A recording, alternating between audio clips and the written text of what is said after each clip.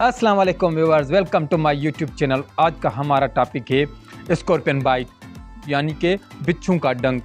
बिच्छू के डंक से कैसे बचा जाए, उसके साइन, सिम्टम्स और ट्रीटमेंट और होम रेमेडीज़। वीडियो में जाने से पहले आप सबसे गुजारिश है कि हमारे यूट्यूब चैनल को सब्सक्राइब करें और नीचे दिए गए बेल आइकन को क्लिक करें। चलिए चलते हैं वीडियो की जानिब। आज हम बात करने वाले हैं स्कॉर्पियन स्टिंग के बारे में। बिच्छू का जहर बॉडी में क्या करता है।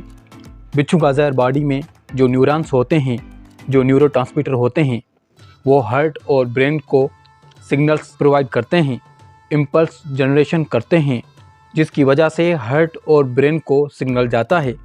स्कॉर्पियन का जो जहर होता है वो न्यूरॉन्स को डैमेज कर देता है, न्यूरॉन्स को ब्लॉक कर देता है, न्यूरोट्रांसमीटर को ब्लॉक कर देता है, जिससे इम्पल्स जनरेशन में दिक्कत आती है और इम्पल्स जनरेशन ब्लॉक हो जाता है, जिससे हार्ट और ब्रेन को इम्पल्स जनरेशन नहीं हो पाता और कोई भी सिग्नल ब्रेन को या हार्ट को नहीं पहुंच पाता, क्योंकि बिच्छू का जो जहर है वो न्यूरॉन्स को ब्लॉक कर देता है, जिसकी वजह से कोई भी सिग्नल हार्ट तक या ब्रेन तक नहीं पहुंच पाता।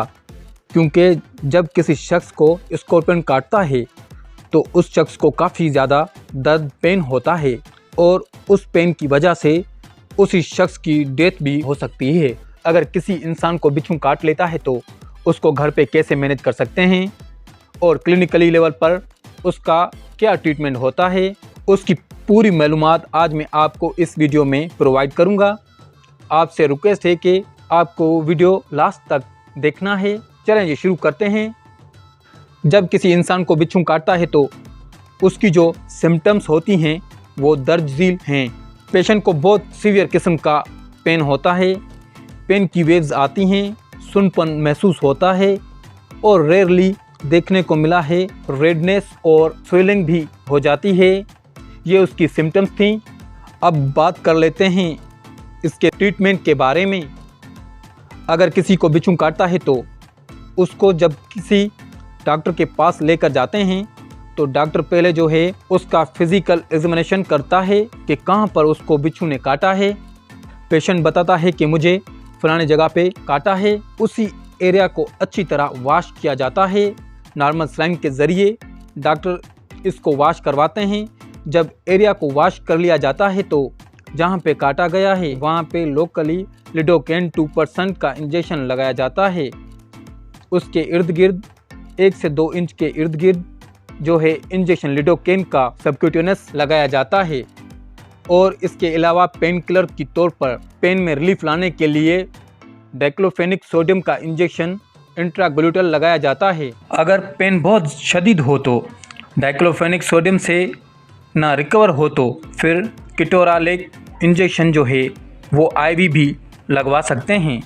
और साथ में इन्फेक्शन से बचाने के लिए एंटीबायोटिक के तौर पर इंजेक्शन सेफ्ट्राइजोन IV 1 ग्राम लगाया जाता है। और इन्फ्लामेशन को कम करने के लिए इंजेक्शन डेक्सामेथाजोन जो है वो 3 cc लगाया जाता है। तो ऐसे पेशेंट को फर्स्ट एड दी जाती है और पेशेंट से पूछ लिया जाता है कि रिसेंटली उसने कोई एंटी टेटनस वैक्सीन तो नहीं लगवाई। फिर साथ में एंटी टेटनस वैक्सीन के तौर पर इंजेक्शन इमाटेट जो है वो इंट्रामस्कुलर लगा दिया जाता है।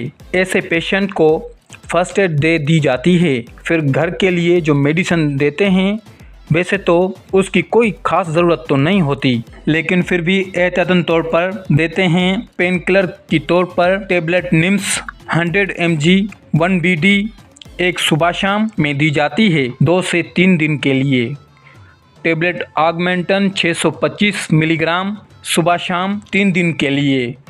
और इन्फ्लेमेशन को कम करने के लिए टेबलेट डेंजन DS TDS यानी दिन में 3 मरतबा यानी दिन में 3 टाइम और साथ में एक PPI ऐड कर लिया जाता है ताकि स्टमक डिस्टर्ब ना हो, वो भी सुबह शाम दिया जाता है खाने से पहले 3 दिन के लिए।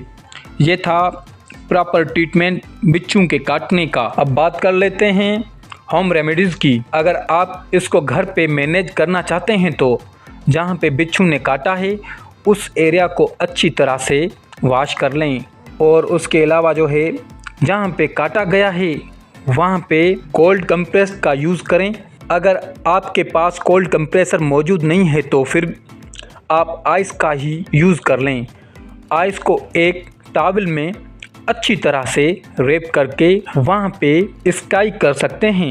दूसरी तौर पर जो है आप नीम गर्म पानी जो है नमक वाला, उसमें उस एरिया को डुबो के इन्फ्लामेशन दर्द को कम कर सकते हैं। अगर आपके घर पे कोई एंटीबायोटिक प्लस स्टेरॉइड के कॉम्बिनेशन में कोई क्रीम पड़ी हुई है तो वो ऊपर लगा सकते हैं। अगर आपके पास ज़ाइलोकिन लिडोकेन क्रीम है जो कि लोकली सुन करने के लिए होती है, उन्हें इन्फेक्शन से बचाने के लिए होती है, वो भी आप यूज़ कर सकते हैं। इस तरह से बिच्छू के काटने को घर पे मैनेज कर लिया जा सकता है।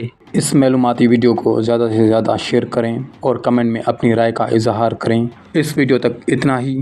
नेक्स्ट वीडियो में मिलते हैं। अपना ख्याल रखें। अल्लाह हाफिज़।